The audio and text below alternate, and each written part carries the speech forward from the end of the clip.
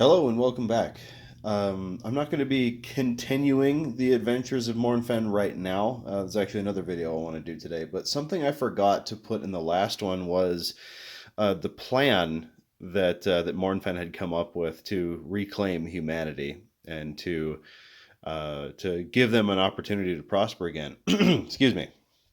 So what I did was to make it a little bit more easy for me um, to present it. I've actually written down some of the steps. Now, uh, I'm not going to pretend to know how exactly to reboot humanity after it's been decimated by its own machinations. But what I can do is I can give it the good old college try, and Morinfen's going to do that too. So, as mentioned, his first step is actually to become powerful. So power in this case is going to mean learning spells and getting magical items. Now Warlock has a really nice compendium full of magical items called Wondrous, and there are a few of them out of there that I've kind of picked out that I'm going to seed the world with, and we'll see if he can get his hands on them. Second, Mornfen understands that he's not really king material. He's kind of a weirdo with a spell book who talks to dead people, and I don't know. Maybe some people would think that's a good king idea, but Mornfen does not. So what he plans to do, he plans to find the proper heir to a royal line, uh, and he thinks he can find this information in old records. And this is going to link to step three. Um, but in any case, he wants to find this heir and see if they won't, see if they won't take up the mantle of king or queen, and he wants it to be legitimate. So that's why he's looking for old records for a real line. Step three is to establish a homeland. So there are lots of old ruined human kingdoms that are out there somewhere, and he would like to claim one of those as this reclaimed people's refuge. Now, it's possible that he might have to find like a new place to build a castle, and or a keep around which this new human civilization can take root. Now, he wants to do this in a place where there's resources, so they'll have stuff to trade and to use.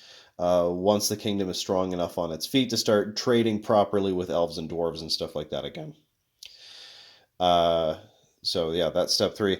Step four is to gather humanity to this new homeland and live under the new royal family, and that's going to be sort of like a gathering of lost humanity. Anybody that's kind of out there straggling uh, or who wants to be part of this new kingdom, they can come and they can build a home and they can make a life for themselves.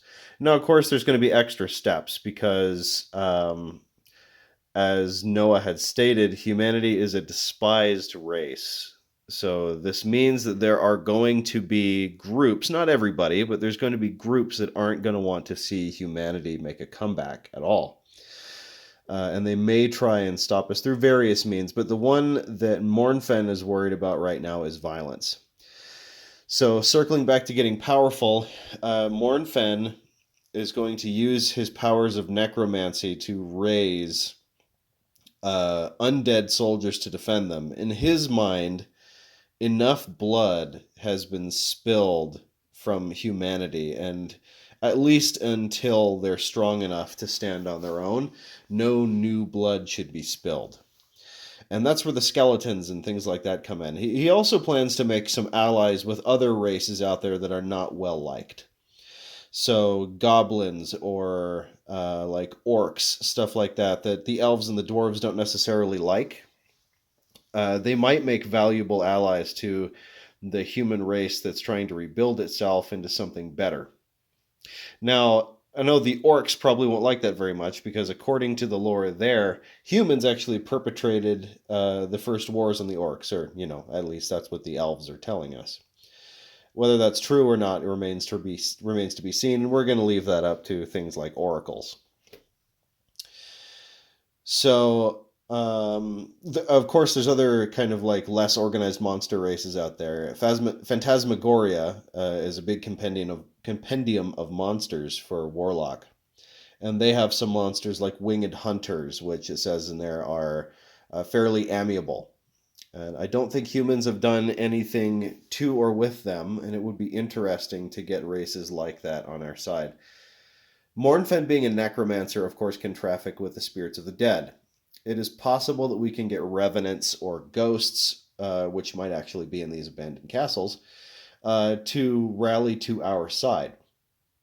A lot of these leftover undead might actually be they might actually be from ancient humanity. So there is a chance they could be persuaded to help us out. So some of the magic items that he had chosen to search out. One of them is it's stuff like elven mail that acts like heavy armor but weighs you down like light armor. There's a staff he'd like to get his hands on that has the ability to kind of stop combat. There are bracers that will give him a terrifying presence that'll make enemies run away. Um, it's all things like that. And magic wise, of course, he wants to learn some more necromancy in order to summon stuff like guardians. And then other magic he could learn is stuff that's a little bit more punchy. He has negative drain, but negative drain really, really hurts him. Like he takes 3d6 stamina damage. No, so I'm sorry. He takes d6 stamina damage, but deals 3d6 damage. So it hurts him a lot, but it does a lot of damage. But he would like to learn some elemental stuff, like maybe some lightning or some fire magic, along with more summoning stuff. As I mentioned before, he is willing to take any shortcuts to become as powerful as possible, as quickly as possible, in order to make these dreams happen. And that's what I've got so far. The next time we start up with Mournfen, we're going to start back in the dungeon. But something I want to change is that what we rolled in the compendiums is that this was supposed to be a lot more of an intrigue adventure, and I just immediately start dungeon crawling again. You know, old habits and all that. So instead, what I'm going to do is I'm going to play that encounter a lot more socially, and I'm going to use some tables to. I mean, it doesn't necessarily have to devolve into combat. If it does, so be it. But if not, I would like to get some interesting plot points out of it. I'd like to learn a little bit more about this group who is opposing Mournfen, and what kind of more complicated story weaves we can get out of that. Because action is secondary to the intrigue in this first adventure. So what I'm going to end off with is, when is Mournfen going to get improvement points? At the end of adventures in Warlock, you get D3 improvement points, and you can put these points into any of your career skills, or your adventuring skills in your career skill. He's going to get improvement points every single time he completes a small adventure. So when he gets to the treasure trove at the end of this Undercity thing and then gets back to his employer, then he will get improvement points. Yeah, so at the end of every adventure. So when he does something or completes a small task, or any kind of task, when he completes a task, he's going to improve and get more powerful in a stats way. Okay, so I'm going to set up for something else later today, and hopefully I'll have a video for you again tonight. We'll see you in the next one.